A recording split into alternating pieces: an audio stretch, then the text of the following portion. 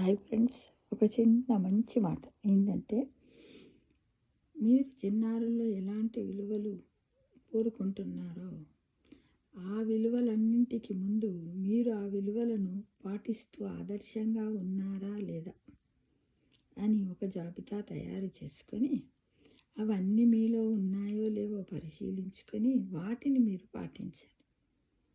అప్పుడు పెద్దల యొక్క వ్యవహార శైలిని పిల్లలు గమనిస్తూ ఉంటారు కాబట్టి వాటిని అనుకరించేందుకు ప్రయత్నిస్తారు.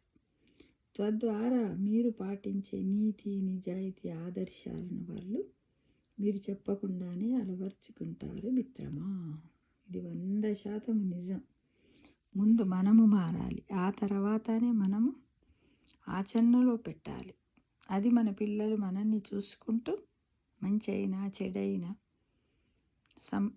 వాటినన్నింటిని అనుకరిస్తూ వాళ్ళు రేపు వాళ్ళ భావి జీవితంలో ఉన్నతమైనటువంటి విలువలను నేర్చుకుంటారు, నలుగురికి నేర్పగలుగుతారు, సమాజంలో ఆదర్శంగా నిలవగలుగుతారని తెలుసుకో మిత్రమా.